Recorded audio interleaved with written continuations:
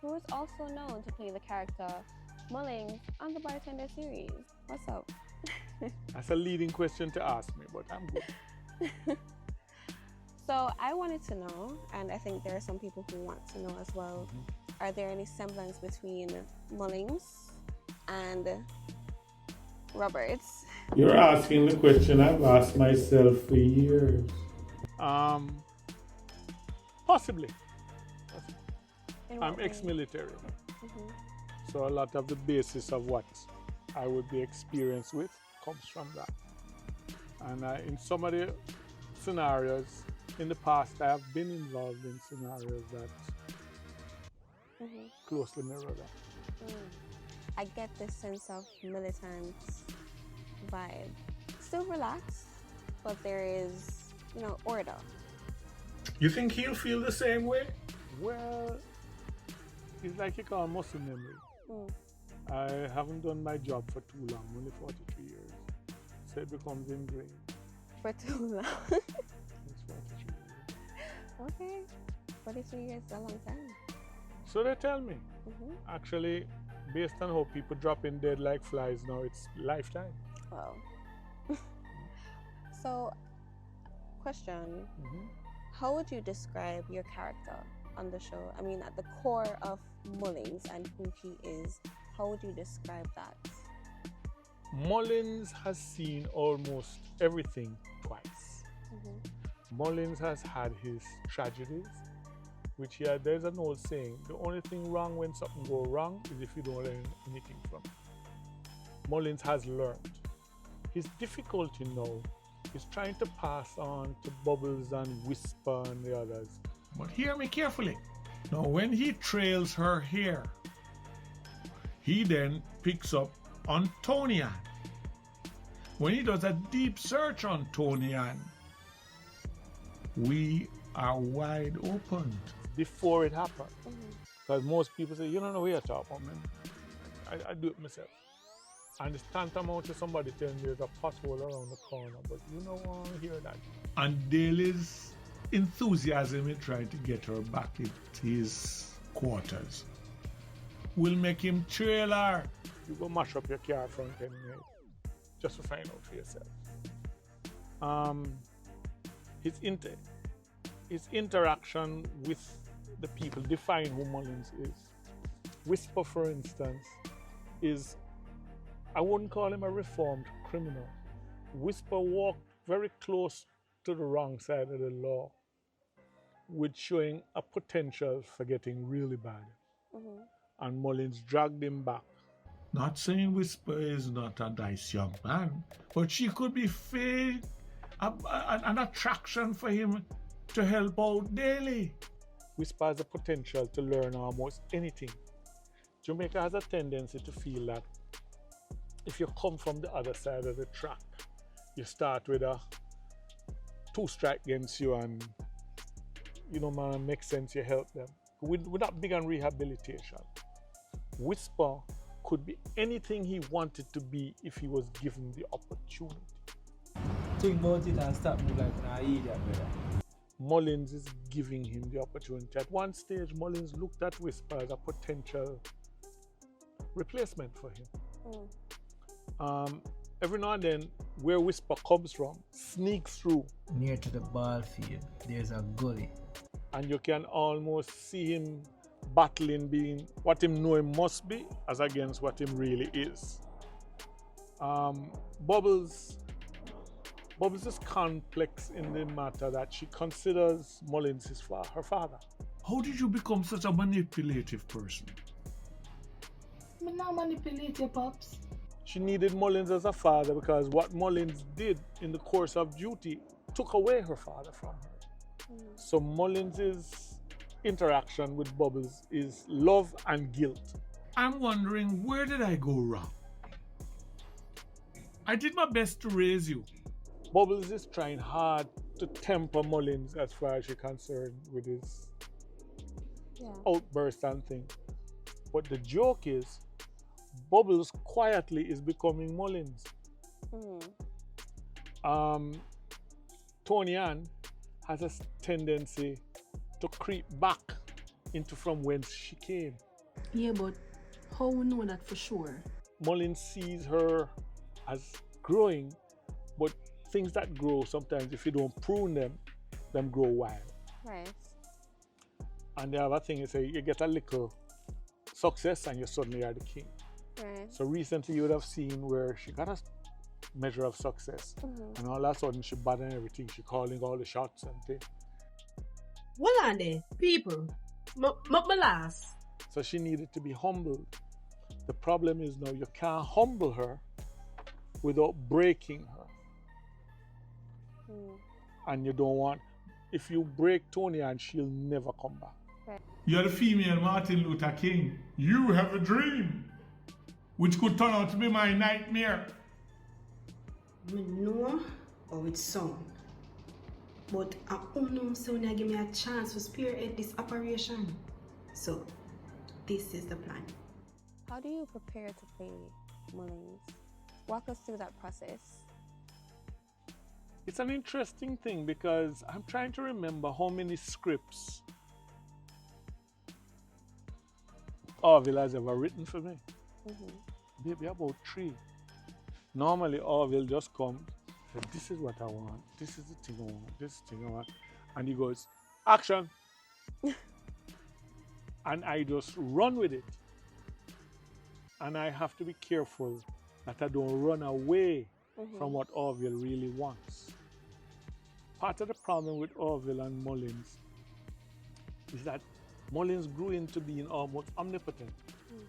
Just everything him do came out right. Yeah.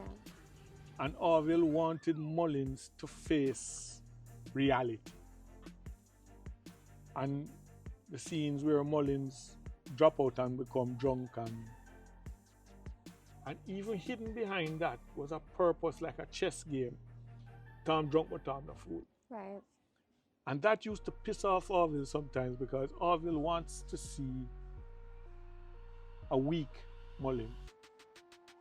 You can see a vulnerable Mullins.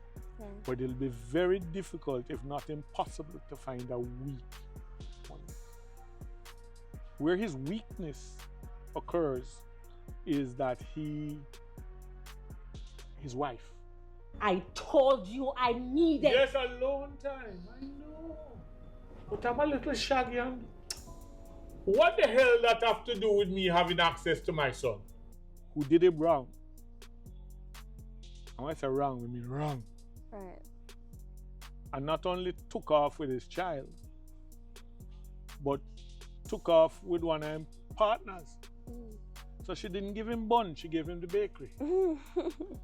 And you'd expect Mullins, being Mullins, would have just done with you. Yeah. And character fooled around and kidnapped Mullins' son, which gave Mullins' wife a leeway because as far as she was concerned, this is how you can get Mullins to be in her corner again and things. Right. That relationship was very interesting because they didn't have love, but they had sex. Right. It's as though they related to each other on a sexual nature. But the type of sex where somebody goes, that was nice, Yeah. bye, talk to you in the morning. And it got to a point where Mullins was not entirely certain he could trust her. Yeah. It's like sleeping with someone where you keep one eye open. How familiar are these situations compared to, how familiar are these situations to what we see happening in society? Well, I draw on my personal experience and what has happened to me in life and what I've seen happen to people. Because the truth don't need no rehearsal. Right. So you just say what has happened. Try not to be too prejudiced based on it having happened to you.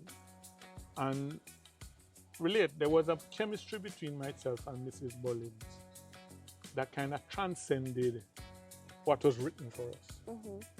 But at the same time, there was a fence which neither of us in reality crossed. Right. But then action and then cut. My one and only marriage. I married my best friend and in real life, and it didn't work out, but she's still my best friend. Yeah. But why we parted is that the job I was doing, when I left in the morning, she had no guarantee I was coming home. Mm. And there's a whole heap of stress that comes with that. And if you immerse yourself in loving someone who will die any minute, it can make a part of you die before it's time. Yeah. So I have planted that in the Mullings character, where he could end up with someone. But you will have to say, who am I end up with? Right. From your perspective, can you share with me how you think these characters have grown over the years? Oh, Like how they've that's developed. easy. Let's start. Whisper has not just evolved. Whisper has spread his wings. Mhm. When you hear him, you ever watch the scene where everybody chatting and Whisper is sitting? Yeah. Whisper is absorbing. And anytime him open his mouth, his Mullins stop and listen, because it means he has something he has to come with. Mhm. Tony Ann is in every football season, them say the most improved. Tony Ann is the fastest grower. Mhm. But in real life, as in the character, she has to learn to temper success with humility. Right. When I have done other things, like when I did Royal Palm, I used to have to go on set and then say action and I turn on Madden. And then say cut, that's a wrap, and I turn off Madden. Right. You have some people who, when them turn on that character, it's not coming off sometimes, it's like it's just got ingrained in them. Mhm. They start to live the story. And an actor or an actress has to learn where the line is, Mhm. because you can't be so busy earning a living that you forget that you have a life living. Right. And you will find that the people that you're involved with suffer from it. Mhm. Because them will get up and say, who am I speaking to today? Because them can't see the difference between the character you play and who you're showing them face. Kareem is hilarious. You don't think the police thing would have fit me? Could I be police chef? As he is in reality, Exactly. he's naturally Kareem is charismatic. what we call typecast. Mhm. You know, push him in that direction and he goes because it's natural to him. Who have I- There are a few others, I'm sure, but you mentioned Royal Palm just now, right? And I wanted to know, what is the difference between doing traditional film, TV, and shooting for like a YouTube channel, a YouTube production? Far more production is Mhm. put into shooting for TV, etc. But it makes you wonder sometimes if you can do what you do with the equipment you have, or more important, the equipment you don't have. If it really was taken seriously by other people, what the hell? You could probably shoot a feature film. But then a whole heap of people will be out of work. How is it the contrast for you as an actor? I just talk to the camera. Mm-hmm. And I go beyond it in terms of whether it be I've been on 5 feature films. I did 3 seasons of Miami Vice. A couple of things. And I find that it's how you project into the role and what you have there, Mm-hmm. as against the equipment and everything. A grip here, a trailer there, and things. When it's all over, it's going to be left on the editor's floor if you're not careful. Mm-hmm. So you essentially have to take on the role, forget all the trappings, and just do it. Essentially, it's what the character calls for Right. and what you deliver for the character. So, moving on to your work over the years, right? I know you stated earlier, well, we were talking about this earlier. You shared this information with me that you graduated from Jamaica School of Jamaica Art. School of Art. Was it from then that you've had a passion for acting? Is it a passion of yours? Or is it something that just developed over Acting years? is stress relief. Mm-hmm. Because of what I do in real life, if you don't have stress relief, you go crazy. So acting is stress relief. I got into acting painting sets. Mm-hmm. And the guy that was supposed to play the lead role, I used to, while I'm painting the set, I would run his lines with him. His grandmother died and he didn't come to the opening. And they threw me, somebody said, who know the lines? And I said, Bobby know them. And they threw me a sketch. Ironically, I've never auditioned for any major role, or any role for that matter. Yeah. I went to do Weapons Master for Royal Palm, walked into the room, and Jennifer Arman looked up and went, see Madden there?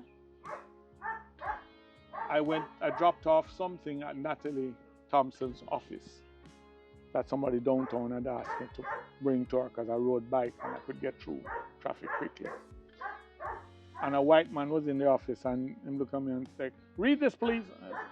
I can't read, so it's okay. He said, no, please read this. So I read it and I said, Natalie, what's going on? She said, Bobby, we tried to cast something, just read it for me.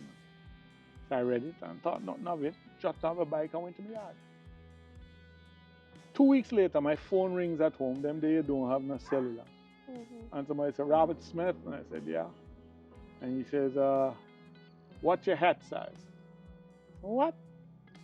Say, do you know what your suit size? And I said, no, what? Who is this?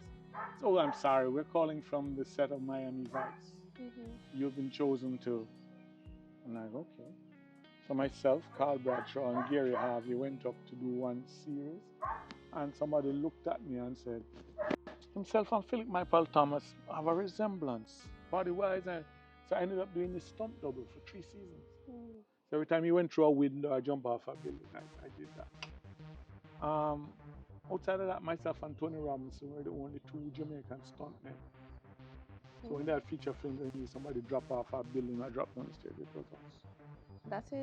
That is actually quite incredible to say that. I just discovered that things they used to order me to do in the army, I could get paid to do on the set. You're just doing it on the set. Like, I've done this before. This is easy. Yeah, so drop off of that, okay. You know the castle in Portland? Mm-hmm. I've jumped off of the tower on fire to land in cardboard boxes. Wow. Interesting, exhilarating, and expensive. So you mentioned being in a few productions, right? Quite a number of productions.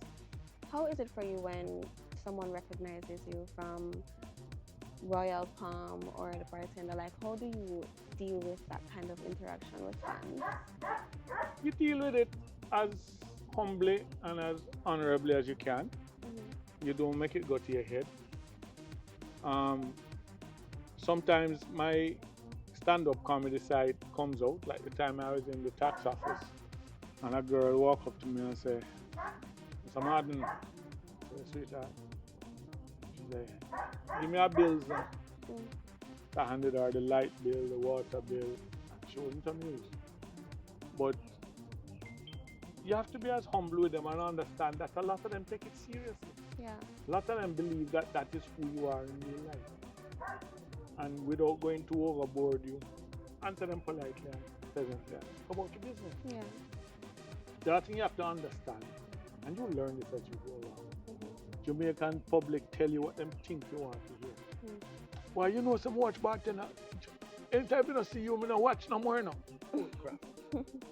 They tell everybody that. As far as they're concerned, a Jamaican dream is to be seen on film.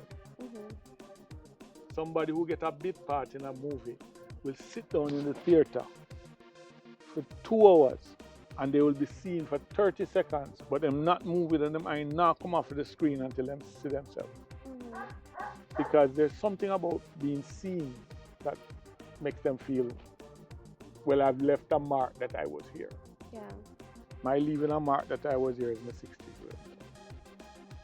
It's true then. Yeah, 3 boys, 3 girls.